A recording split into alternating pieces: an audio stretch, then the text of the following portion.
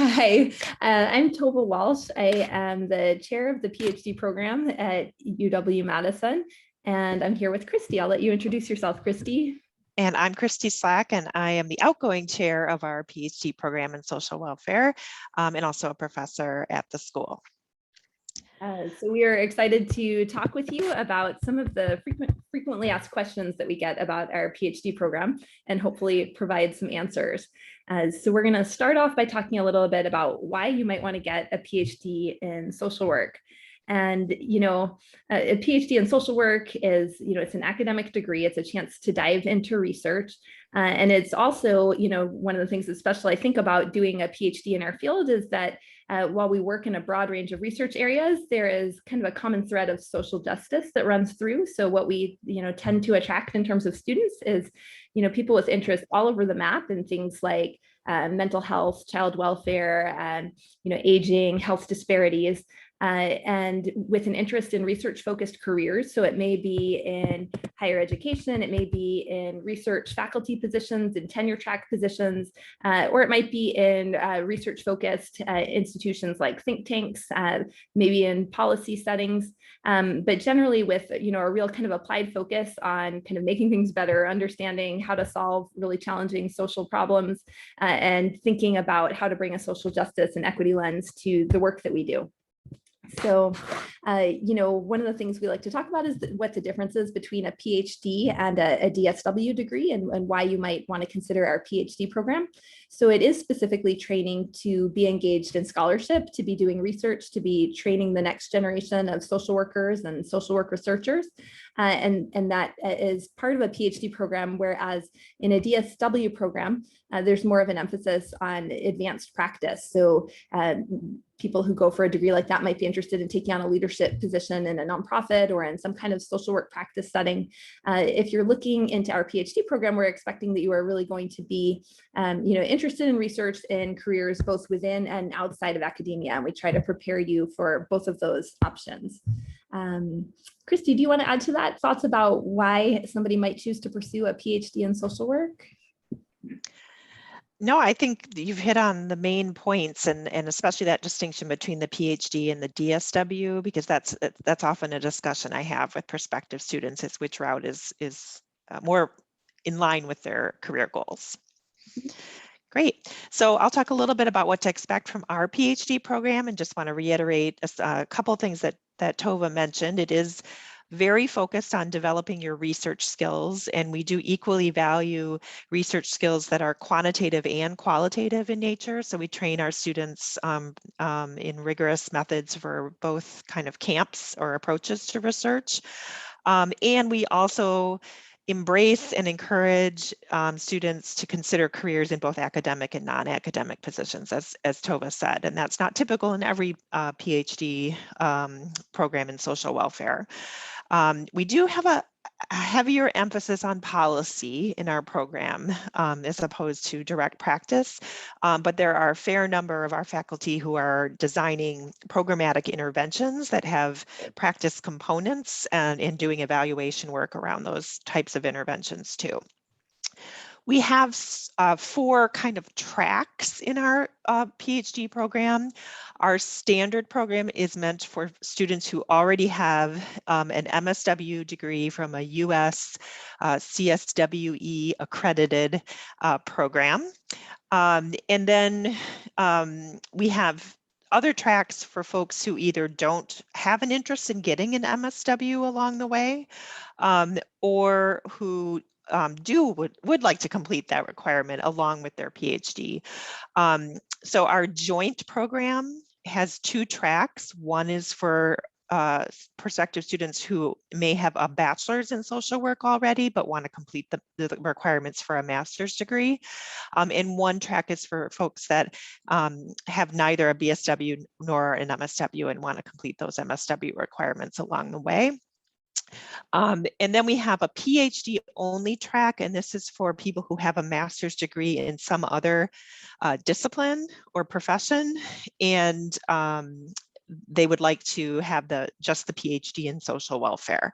And there's reasons you would consider getting that MSW and not getting that MSW if you're someone who is interested in the program and doesn't yet have that degree.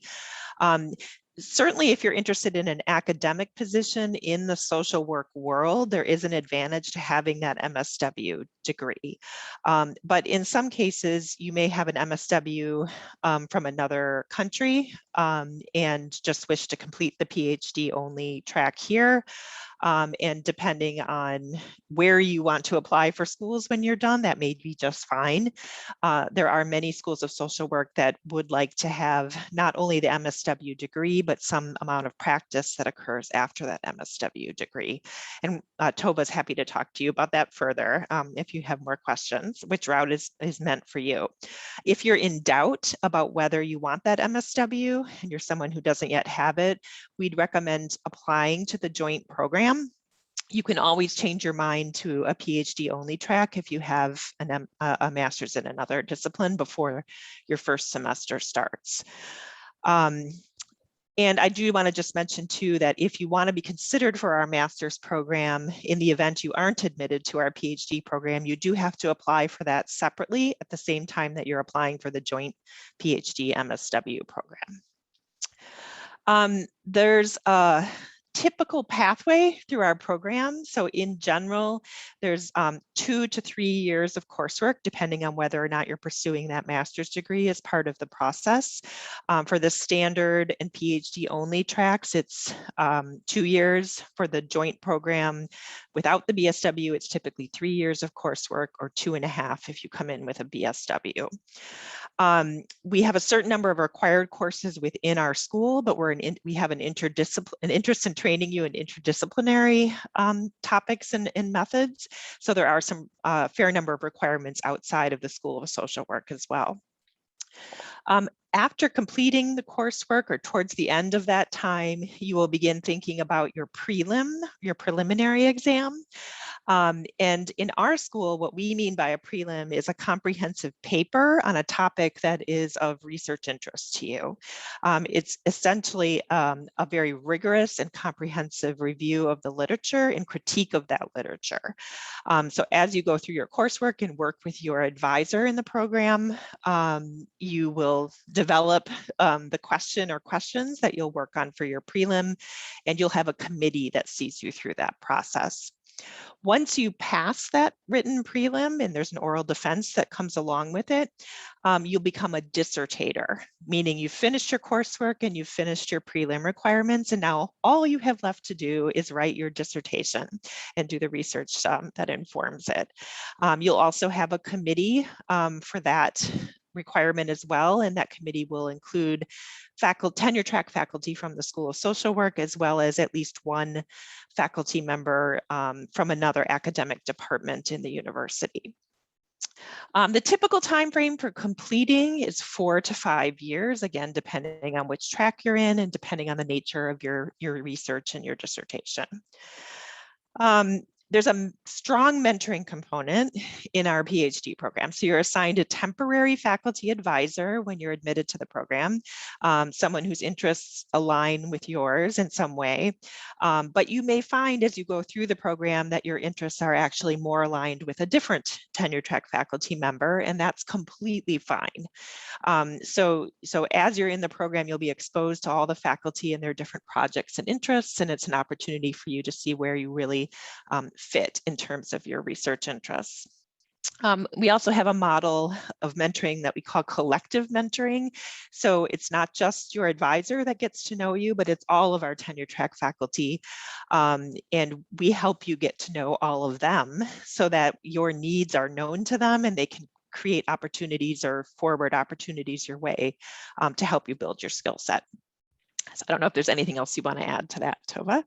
Yeah, I think I'll just, tag on and just underscore one thing that Christy mentioned, was the opportunities for interdisciplinary learning and training. And I would just, encourage anyone who's thinking about applying to our program to, to take a look not only at the School of Social Work and our faculty, but also at some of the interdisciplinary centers and institutes on campus, which are a great way to get connected to scholars from other disciplines, to meet peers from other disciplines. And, it's really usual. It's not outside of the box in any kind of way for our students to be really engaged in those settings and to work with people from across campus. And I think that's a really enriching part of the experience here in our program. Agreed. Yeah, so I'll maybe move us then into talking a little bit about funding. So, one of the questions when you think about applying to a PhD program is, figuring out, what the program will cover, what you would be expected to cover, and kind of how it's all going to work. So in our PhD program, we guarantee 5 years of funding, and the way that that works is through a combination of different sources. So students might have for a period of time a fellowship that is funding you. Students might have for a period of time what we call a project assistantship or a research assistantship, where you're working on research with faculty, and that's providing a stipend and covering your tuition and your benefits during that time. Students also have opportunities for teaching and might be funded through a teaching assistantship where where you are assisting an instructor in teaching a course. With all of those different options, the same thing is provided in the sense of a stipend as well as tuition remission. So you are not paying tuition while you're on fellowship or while you're working as a project assistant or a teaching assistant, as well as benefits, so covering health insurance and so on. But the amounts vary. So while we have this 5-year guarantee, there's not one uniform amount that every student will receive for the full 5 years. So the funding is tied to the specific fellowship or TA position or PA position that you're in. And so we guarantee that to all students for 5 years, but it is a little bit layered in that you put together these pieces, and that these opportunities, the project assistantships, the teaching assistantships, they are really key in terms of your funding, but they're also really important learning opportunities. So one of the places where students get the most learning is not just in the classroom, but by being engaged in research with faculty, or by being hands-on in a classroom and starting to figure out maybe you really love teaching and you want to think about opportunities as a faculty member at an institution that's really pretty teaching centered. So these are learning opportunities as well as as funding sources. It can be a little bit complicated to make sense of, and I'm happy to respond to questions about that, but it is a pretty individualized thing how these packages are put together. Also want to name some of the other resources that we provide. So you've got the funding in the form of a stipend and the tuition remission and the benefits, but also in your time as a doctoral student in our program, we would be providing office space, laptop. We have funds for professional development, for conference travel. Throughout the period that you're here, you'll have the opportunity to apply for and be considered for various scholarships and awards. And we also have funds for emergency assistance when things come up that doctoral students can apply for. So a variety of different resources that we make available to our students. It is a pretty big investment, though, to spend these years of your life in a PhD program. And when we talk about this, and or other programs talk about maybe fully funding PhD students, the stipend is not what you would be making if you are working full time, or if you're stepping out of the workforce in a position where you were in a reasonably paid well job and working 40 hours a week. In your time in our program, the expectation is that you're going to be a student. And so when you're working as a project assistant, it might be often it's a 50% appointment, meaning that you're working 20 hours a week. So so it's not kind of comparable necessarily to the funding that you would receive if you were working full time. So you kind of have to think about if this is the right investment. If being in a program like this is setting you up for the career that you want to have afterward, then it's a great choice. But it certainly can be a time of less funding that you're used to if you've been out in the world working before coming back to school for a PhD program. Christy, do you want to add anything to that? Thoughts about funding? No, I think that's great. I will just say, our 5-year guarantee is for academic years, so September through May. It doesn't cover summer, but we work with students every spring to figure out what their summer funding needs are. And at least as long as I have been chairing the program, we've always been able to figure out a situation for students over the summer. Often your appointments as a project assistant or a research assistant will be 12-month appointments anyway. But we work with each of you to figure out what are your your funding needs. And most students opt to be funded at around 50% effort, but you can go as low as a 33% effort and as high as a 75% effort. In the summers, you can work up to 100% effort, all depending on the funds that faculty have or the school's teaching needs. There's also plenty of opportunities to teach a course on your own once you have feel a certain degree of confidence and have received some training in that regard. So we work with you to figure out a tailored approach to your funding package as well as your need for development of skills in teaching and research. I think I just want to add on to that because I think that's such an important point that Chrissy just made. It's just that, we really work with you to meet your needs. So different students have different preferences for, how many hours they want to be working and what level of income they want to be bringing in while they're in the program. But also for thinking about putting together, maybe in your first couple of years, you do a lot of research and you realize you'd really like to have an opportunity to teach, to try and meet those needs in terms of your, professional development and your continuing education to get you into the opportunities that will meet your goals. Absolutely. And our teaching assistantships and our research and project assistantships are, you're an employee in those situations, so it's not a stipend in the sense that we're just, giving you a certain amount of money, not in exchange for anything in return. So there is a work component to these stipends that are often tied to research grants that faculty have that do have deliverables and things that need to get done. But many times you can align your prelim and dissertation interests with a project that a faculty is working on, and you can sort of streamline your interests with your obligations as a project assistant or research assistant. So I talk about admissions? Right, yeah. Okay. So our admissions, we get a lot of questions about admissions from prospective students. Our deadline every year for applying to the PhD program is December 1st. If you're also going to be applying to the master's program, please pay attention to our website and guidance on any deadlines related to that, because that's separate from me and Tova.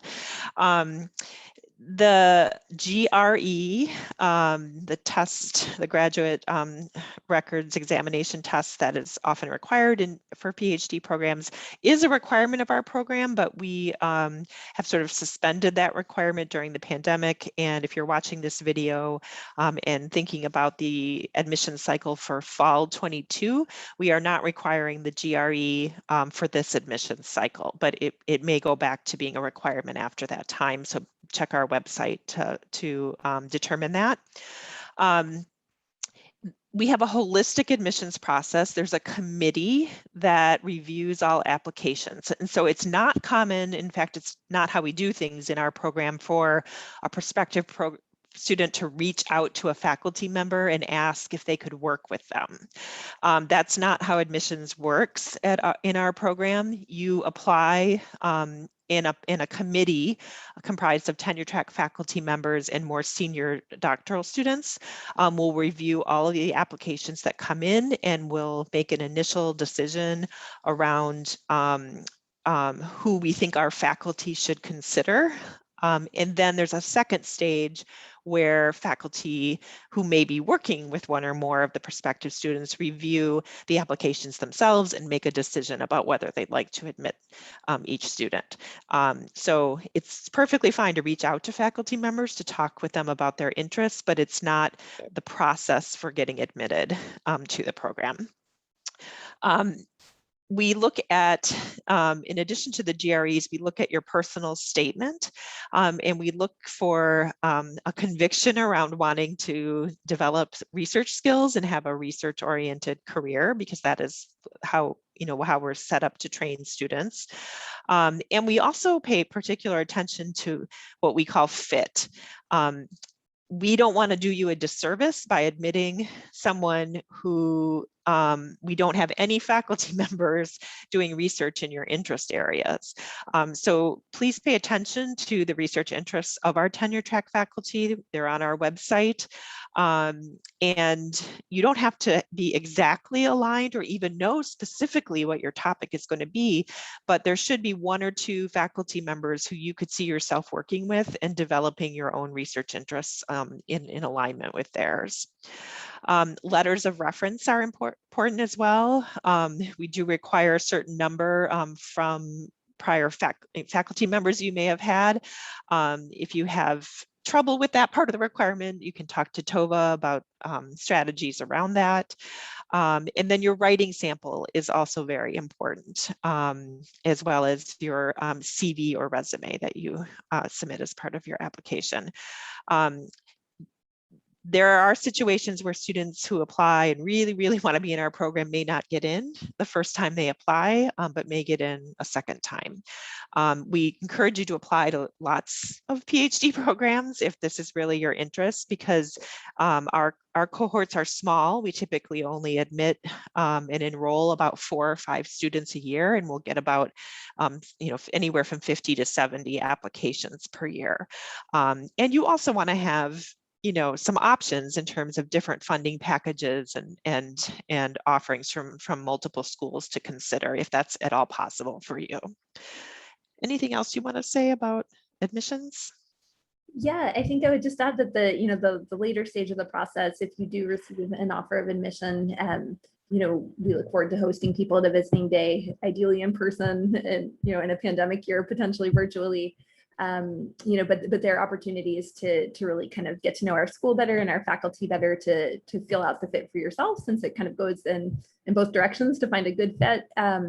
And so, Christy described the process as you're applying, but also if you are admitted, you'll kind of have the opportunity to continue learning about us and feel out if this is the right place for you. Great. So I think those are a lot of the questions we typically get from prospective students. And thank you for watching this. If there are still things that haven't been answered, Tova, fine to reach out to you.